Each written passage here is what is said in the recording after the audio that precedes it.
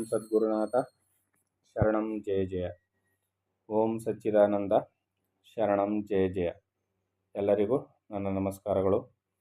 ಯೋಗ ವಾಸಿಷ್ಠ ನಿರ್ವಾಣ ಪ್ರಕರಣ, ಇದರಲ್ಲಿ ಶಿವನು ನಿಜವಾದ ಪೂಜಾ ಕ್ರಮ ಯಾವುದು ಅಂತ ವಸಿಷ್ಠರಿಗೆ ತಿಳಿಸ್ಕೊಡ್ತಾ ಇದ್ದ. ಸೋಹಂ ಮಂತ್ರ ಧ್ಯಾನದ ಜಪಕ್ರಮ ಒಂದೇ, ಆತ್ಮಧ್ಯಾನ ಒಂದೇ ನಿಜವಾದ ಪೂಜಾ ಕ್ರಮ. ಅದನ್ನು ನೀವು ಪೂಜೆ ಮಾಡಿ, ಇದೇ ನಿಜವಾದ ಕ್ರಮ ಅಂತ ಹೇಳ್ತಾ ಇದ್ದ. ಇದೇ ಶ್ರೇಷ್ಠವಾದ ಯೋಗವು, ಇದು ಶ್ರೇಷ್ಠವಾದ ಪೂಜೆಯು, ಆತ್ಮನ ಬಾಹ್ಯ ಪೂಜನವೂ ಇದೆ.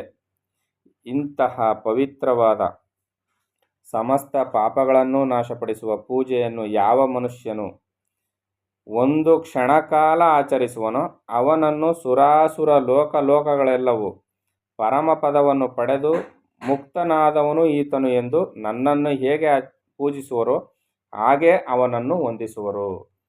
ಶಿವನನ್ನು ಯಾವ ರೀತಿಯಲ್ಲಿ ಲೋಕದ ಜನ ಎಲ್ಲ ಪೂಜೆ ಮಾಡ್ತಾರೋ, ಈ ಸೋಹಂ ಮಂತ್ರ ಜಪವನ್ನು ಎಡಬಿಡದ ನಿರಂತರವಾಗಿ ಮಾಡ್ತಕ್ಕಂಥ ಮನುಷ್ಯನನ್ನೂ ಕೂಡ ಶಿವನನ್ನು ಕಂಡಷ್ಟೇ ಭಕ್ತಿಯಿಂದ ಪೂಜೆ ಮಾಡ್ತಾರೆ ಲೋಕದ ಜನ. ಇದು ಸತ್ಯ ಅಂತ ಹೇಳಿದ ಮೇಲೆ ನಾವು ಅಂಥ ಪರಮಪದವನ್ನು ಗಳಿಸುವುದನ್ನು ಬಿಟ್ಟು ಮಿಕ್ಕೆಲ್ಲವನ್ನು ಯಾಕೆ ಮಾಡಬೇಕು ಅಂತ ಇಲ್ಲಿ ಜ್ಞಾನಿಗಳ ಮಾತು. ಇನ್ನು ಶಿವ ಮುಂದುವರೆದು ಏನು ಹೇಳ್ತಾನೆ ಅಂತ ಈಗ ನೋಡೋಣ. ಪಾವನವಾದುದಕ್ಕೆಲ್ಲ ಪಾವನವಾಗಿ ಸರ್ವ ವಿಧವಾದ ಅಜ್ಞಾನಗಳಿಗೂ ಕ್ಷಯವನ್ನು ಉಂಟು ಮಾಡುವ ಆತ್ಮನ ಅಂತಃಪೂಜೆಯನ್ನು ಹೇಳುವೆನು ಕೇಳು. ಈಗ ಆತ್ಮನ ಬಹಿರ್ಪೂಜೆಯೂ ಇದೆ, ಈಗ ಆತ್ಮನ ಅಂತರ್ಪೂಜೆ, ಸರ್ವ ಪಾಪಗಳನ್ನು ನಾಶ ಮಾಡ್ತಕ್ಕಂಥ ಪೂಜೆ ಅದು. ಸರ್ವ ವಿಧವಾದ ಅಜ್ಞಾನಗಳನ್ನು ನಾಶ ಮಾಡ್ತಕ್ಕಂಥ ಪೂಜೆ ಅದು. ಪಾಪವನ್ನು ಅಜ್ಞಾನವನ್ನು ನಾಶ ಮಾಡ್ತಕ್ಕಂಥ ಆತ್ಮನ ಅಂತರ್ಪೂಜೆಯನ್ನು ಹೇಳ್ತೀನಿ ಕೇಳು ಅಂತ ಹೇಳಿದೆ. ಎಷ್ಟೆಷ್ಟು ವಿಧಾನಗಳನ್ನು ಜ್ಞಾನಿಗಳು ನಮಗೆ ಕೊಟ್ಟಿದ್ದಾರೆ ಅಂದರೆ, ನಾವು ಸುಲಭವಾಗಿ ಮಾಡಬಹುದಾದಂಥ ಈ ಪೂಜೆಯನ್ನು ಮಾಡ್ಕೊಂಡು ಕಷ್ಟಪಡ್ತಾ ಇದ್ದೀವಿ. ಇದೇ ನಮ್ಮ ಅಜ್ಞಾನ. ಅದರಿಂದ ಈಗ ಶಿವ ಏನು ಹೇಳ್ತಾ ಇದ್ದಾನೆ ಮುಂದುವರೆದು, ಈ ಅಂತಃಪೂಜೆಯು ಯಾವಾಗಲೂ ಧ್ಯಾನಾತ್ಮಕವಾಗಿಯೇ ಇರುವುದರಿಂದ ನಡೆಯುತ್ತಿರಲಿ, ನಿಂತಿರಲಿ, ಎಚ್ಚರವಾಗಿರಲಿ, ಏನೇ ಮಾಡುತ್ತಿದ್ದರೂ ನಡೆಯುತ್ತಲೇ ಇರುವುದು. ಹೌದು ತಾನೆ? ನಾವೇನೇ ಮಾಡ್ತಾಯಿದ್ರು, ಮಲ ವಿಸರ್ಜನೆ ಮಾಡ್ತಿದ್ರು, ಉಸಿರಾಡ್ತಾ ಇರ್ತೀವಿ. ಉಸಿರಾಟದ ಜೊತೆಯಲ್ಲಿ ಈ ಮಂತ್ರ ಜಪವನ್ನು ನಾವು ಮನಗೊಟ್ಟು ಮನಸ್ಸನ್ನು ನಿಲ್ಲಿಸ್ಕೋಬೇಕು. ಇದಕ್ಕೆ ಅಜಪ ಗಾಯತ್ರಿ ಮಂತ್ರ ಅಂತ. ಅಜಪ ನಾವು ಜಪ ಮಾಡದಿದ್ರು ತನ್ನಷ್ಟಕ್ಕೆ ತಾನೇ ಜಪಿಸ್ತಾ ಇರ್ತದೆ. ಇದು ಅಲ್ಲಿ ನಮ್ಮ ಮನಸ್ಸನ್ನು ಕೇಂದ್ರೀಕರಿಸಬೇಕು ಈ ಮಂತ್ರದ ಮೇಲೆ. ಇದಕ್ಕೋಸ್ಕರನೇ ಜ್ಞಾನಿಗಳು ಪಡ್ಕೊಳ್ತಾ ಇರೋದು. ಸೋಹಂ ಸೋಹಂ ಭಾವೇನ ಪೂಜೆಯೇತ್. ಸೋಹಂ ಭಾವದಿಂದ ಪೂಜೆಯನ್ನು ಮಾಡಬೇಕು ಪರಮಾತ್ಮನನ್ನು. ನಿಜವಾದ ಪರಮಾತ್ಮನನ್ನು ನಿಜವಾದ ಪೂಜೆ ಯಾವುದು? ಸೋಹಂ ಭಾವದಿಂದ ಪೂಜೆ ಮಾಡಬೇಕು. ಭಾವನೆ ಸೋಹಂ ಎಂಬ ಭಾವದಲ್ಲಿ ನೆಲೆಗೊಳ್ಳಬೇಕು. ಇದು ನಿಜವಾದ ಪೂಜೆ. ಶರೀರದಲ್ಲಿಯೇ ಇರುತ್ತಾ ಎಲ್ಲ ಪ್ರತ್ಯಯ ಅಂದರೆ ಜ್ಞಾನಗಳನ್ನು ಉಂಟು ಮಾಡುತ್ತಿರುವ ಶಿವಸ್ವರೂಪನಾದ ಆತ್ಮನನ್ನು ಮನಸ್ಸಿನಿಂದ ಸರ್ವಕಾಲದಲ್ಲಿಯೂ ಧ್ಯಾನ ಮಾಡಬೇಕು. ಮನಸ್ಸು ಎಲ್ಲಿರಬೇಕು? ಆ ಆತ್ಮಜ್ಞಾನವನ್ನು ಚಿಂತಿಸ್ತಾ ಇರಬೇಕು. ಆತ್ಮಜ್ಞಾನವನ್ನು ಚಿಂತಿಸಬೇಕಾದ್ರೆ ಕ್ರಮ ಏನು? ಉಸಿರಾಟ, ಶರೀರದ ಮೂಗಿನ ಮೂಲಕ ಉಸಿರಾಟ ಒಳಗಡೆ ಹೋಗುವಾಗ ಸೋತ ಅಕ್ಷರವನ್ನು ಸೇರಿಸ್ಕೊಳ್ಳೋದು, ಉಸಿರಾಟ ಮೂಗಿನ ಮೂಲಕ ಹೊರಗೆ ಹೋಗುವಾಗ ಹಮ್ಮಂತ ಅಕ್ಷರವನ್ನು ಸೇರಿಸ್ಕೊಳ್ಳೋದು. ಮನಸ್ಸು ಎಲ್ಲಿ ಕೇಂದ್ರೀಕೃತವಾಯಿತು? ಉಸಿರಾಟವನ್ನು ಅನುಸರಿಸಿ, ಉಸಿರಾಟವನ್ನು ಒಳಗೆ ಹೊರಗೆ ಹೋಗುವಾಗ ಉಸಿರಾಟವನ್ನು ಅನುಸರಿಸ್ತಾ ಇರ್ತದೆ. ಸೋಹಂ ಮಂತ್ರವನ್ನು ಸೋಹಂ ಸೋಹಂ ಅಂತ ಜಪಿಸ್ತಾ ಇರ್ತದೆ. ನಾವು ಉಸಿರನ್ನ ಎಳೆದು ಬಿಡಬೇಕಾದಾಗತ್ತೆ. ಎಲ್ಲ ಉಸಿರು ತಾನಾಗಿ ಹೋಗ್ತಾ ಇರುತ್ತೆ, ತಾನಾಗಿ ಬರ್ತಾ ಇರುತ್ತೆ. ನಾವು ಮಾಡಬೇಕಾಗಿರೋದೇನು? ಉಸಿರು ಒಳಗಡೆ ಹೋಗುವಾಗ ಸೋ ಅಂತ ಮನಸ್ಸಿನಲ್ಲೇ ಅಂದ್ಕೊಳ್ಳೋದು, ಉಸಿರು ಹೊರಗೆ ಹೋಗುವ ಹಮ್ ಅಂತ ಅಂದ್ಕೊಳ್ಳೋದು. ಹಾಗೇನಾಗುತ್ತೆ? ಬೇರೆ ಚಿಂತನೆಗಳಿಗೆ ಅವಕಾಶ ಇಲ್ಲ. ಬೇರೆ ಬೀಜಕ್ಕೆ, ಮುಂದಿನ ಜನ್ಮಗಳ ಬೀಜಕ್ಕೆ ಕಾರಣವಾದ ಬೇರೆ ಸಂಕಲ್ಪಗಳಿಗೆ ಅವಕಾಶ ಇಲ್ಲ. ಇಲ್ಲಿ ಕೇವಲ ಆ ಜಪ ಗಾಯತ್ರಿ ಮಂತ್ರದ ಸೋಹಂ ಮಂತ್ರವನ್ನು, ನಿಜವಾದ ನಿರ್ವಿಕಾರವಾದ ಆ ಪರಮಾತ್ಮನನ್ನು ಈ ಧ್ಯಾನ, ಆತ್ಮಧ್ಯಾನದಲ್ಲಿ ಮನಸ್ಸು ನೆಲೆಗೊಳ್ಳುತ್ತದೆ. ಈ ಥರದ ಧ್ಯಾನವನ್ನು ನಾವು ಮಾಡಬೇಕು. ಆಯಾ ದೇಹಗಳಲ್ಲಿ ಜೀವರೂಪನಾಗಿ ಇದ್ದುಕೊಂಡು ಶಯನ, ಉತ್ಥಾನ, ಗಮನ, ಸ್ಥಿತಿ, ಅಭಿಸ್ಪರ್ಶನ, ಅಭಿತ್ಯಾಗ, ಭೋಗ, ತ್ಯಾಗ, ಅತ್ಯಂತ ಸುಖಕರಗಳಾದ ಭೋಗಗಳನ್ನು ಅನುಭವಿಸೋಣ, ಬಾಹ್ಯ ಪದಾರ್ಥಗಳನ್ನು ಮಾಡಿಸೋಣ, ತನ್ನ ಸತ್ತೆಯಿಂದ ಕಾರ್ಯಗಳನ್ನು ಮಾಡಿಸೋಣ, ಶಾಂತವಾಗಿರೋಣ ಮೊದಲಾದ ಕೆಲಸಗಳೆಲ್ಲ ಮಾಡಿಸುತ್ತಿರುವ ಸಚ್ಚಿದಾನಂದವಲ್ಲದ ಇತರ ಲಿಂಗಗಳು ಯಾವುದೂ ಇಲ್ಲ. ಸಚ್ಚಿದಾನಂದ ಪದಾರ್ಥವೇ ಎಲ್ಲವೂ ಆಗಿದೆ. ಆ ಸತ್ತು ಚಿತ್ತು ಆನಂದ ಮೂರ್ತಿಯಾದ ಆ ಚಿದ್ವಸ್ತು ಅಲ್ಲದೆ ಇನ್ನೇನೇನೂ ಇಲ್ಲ.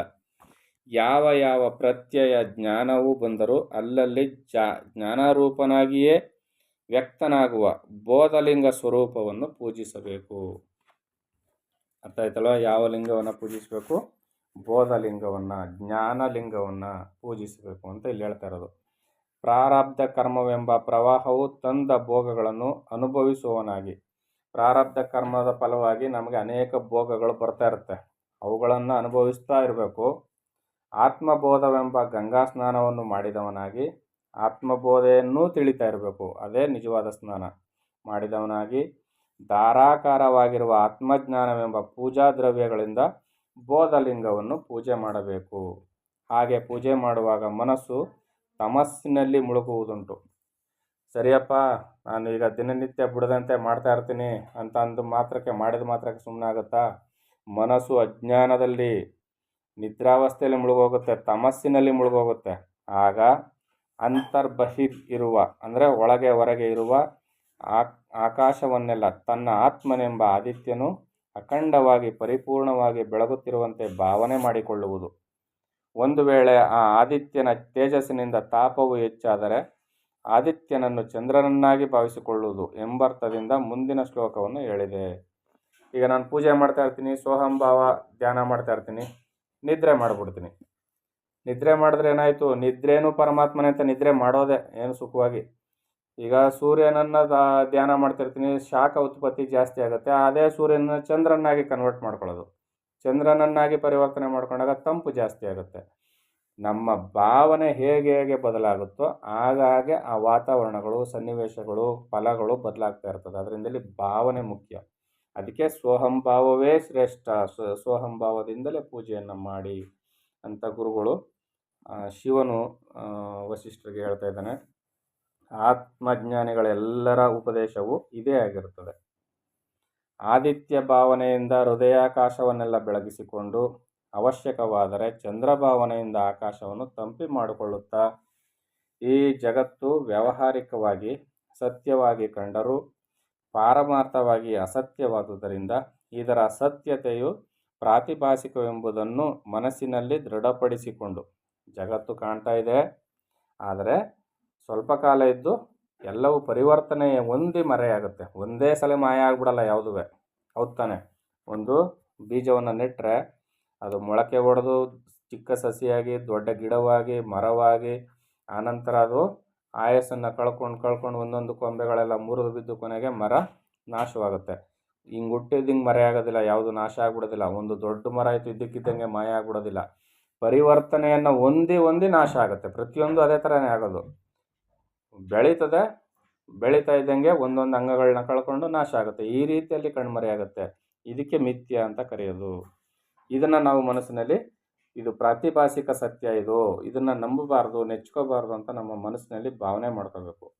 ಇಂದ್ರಿಯ ಗೋಚರವಾಗುವ ಪದಾರ್ಥಗಳ ಗುಂಪುಗಳನ್ನೆಲ್ಲ ನೋಡುವಾಗ, ಇಂದ್ರಿಯಗಳ ಮುಖಾಂತರ ಯಾವ್ಯಾವ ಪದಾರ್ಥಗಳು ಕೇಳಲ್ಪಡ್ತವೋ ನೋಡಲ್ಪಡ್ತವೋ ಇವುಗಳನ್ನೆಲ್ಲ ನೋಡುವಾಗ ಅವುಗಳಲ್ಲಿ ಸತ್ತಾರೂಪವಾಗಿ, ಅದರಲ್ಲಿ ಸತ್ವವಾಗಿ ಯಾವುದಿದೆ?